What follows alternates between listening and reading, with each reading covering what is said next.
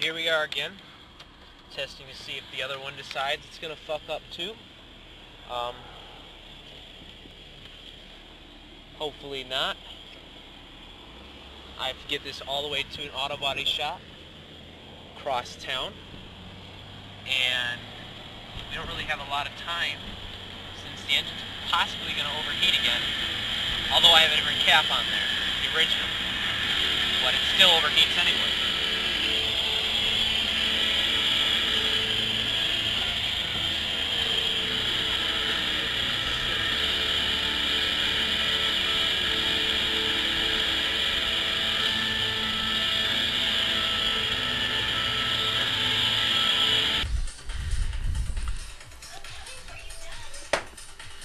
I'm gonna make this quick because I got other videos to edit, and I really don't wanna. I was at the point where I wasn't sure if I was gonna work on this one or not, but I decided I might as well, since I did create the video in the first place, record it. But yeah, we have a slight overheating problem with my '89 Cherokee, and the experience getting it across town with it overheating was not much fun. Now, we'd already replaced the thermostat on it because it was overheating from that, but the coolant reservoir, basically, it likes to not hold pressure, and the cap will pop off as soon as the truck heats up, and coolant will spray everywhere, and nothing will circulate, so the engine basically gets hotter and hotter and hotter until you have to stop. And that's what I had to deal with going about 6 miles to my destination, which was not a fun experience. Well, we made it about, I don't know, a mile. And again, It took me almost 6 hours to get it there, with like a 2-hour break in between to get a backup car while we let it sit on the side of the road.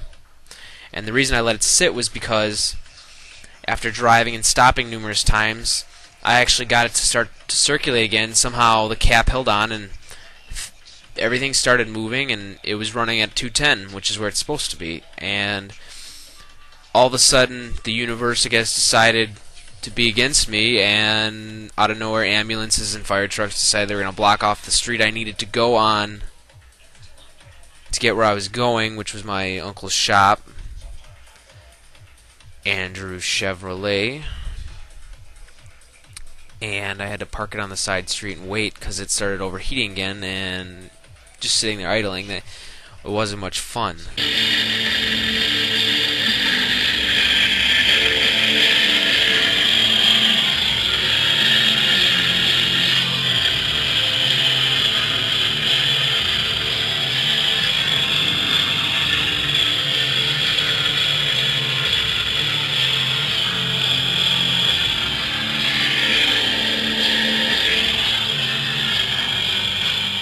somehow it started working again.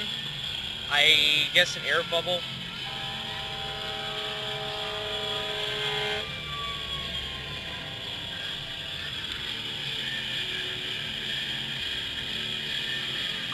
If I shut off the car, it's just gonna fuck things up again, so I can't stop. I don't know, if some accident just happened. It was fucking ridiculous. Uh-oh. It's rising again.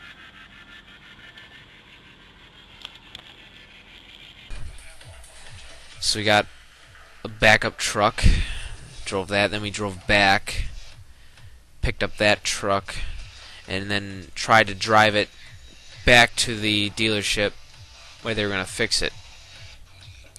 And it's not a very nice neighborhood, so we're driving through this not nice neighborhood at night, and the person who's going to be taking me back to my house, as in my mom, she was freaking because of it being a not nice neighborhood, but I kept telling her not to worry because it's freaking pouring outside, and no one's going to be outside when it's pouring rain looking to steal something, okay? At least, I don't think they would. I mean, I mean, no one else. No, I mean, for one, no one's going to be outside anyway to begin with who's walking, who has something to steal. So why would the criminals be outside to steal something from you in the rain if there's no one out there to begin with? Yeah, but she didn't listen. She was freaking, but because we had to stop numerous times again. But eventually, it did actually start working again. Just as I started using water because I lost a lot of my coolant on the way there. I had to run into Pick and Save and get like distilled water or purified water or whatever in one of those. Yeah, I blame Chrysler's ingenious idea as soon as they bought Jeep in '87 to make all XJs between '87 and '90. Notice they changed it back to the way it was in '91, was make a closed style cooling system where there's no radiator cap, there's only that coolant reservoir cap, and that's the only way you could put coolant in. And I guess that's not a good way, that pressure-based system, to circulate, because if you get an air pocket in there, which kept happening, air pockets kept coming in, that's why coolant wouldn't move nowhere, and it kept bursting through the top. As you can see here, we have a problem. Now, each one of these tubes connecting, going into the radiator and whatever, leaving this right here, I don't know if that's the problem, but it's hot. Every tube, including this one that comes back into this, is hot, except for this tube right here. This tube is cool. It's not warm at all. Now, I have no idea why that would be, but this shit isn't circulating at all. No, I'm happy with it. I don't care what anyone says. It's an XJ, right? Four-wheel drive? Something Mr. Honda Driver doesn't have. Motherfucking bitch right there, motherfucking cut it, motherfucker.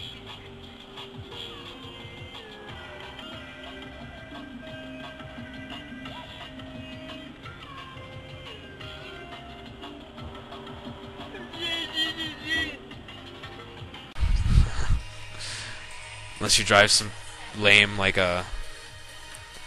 Was it Honda Passport? Does that have four-wheel drive? I don't know. Another thing, I personally hate all those new Trailblazers. Look fucking stupid. If GMC doesn't know how to make a good-looking SUV anymore, I'm not going to be buying one from them, even though I always was a fan of the Jimmy and the Blazer. But they don't seem to be able to make a good-looking SUV anymore. That's about it. That's my story of the overheating truck. Good times.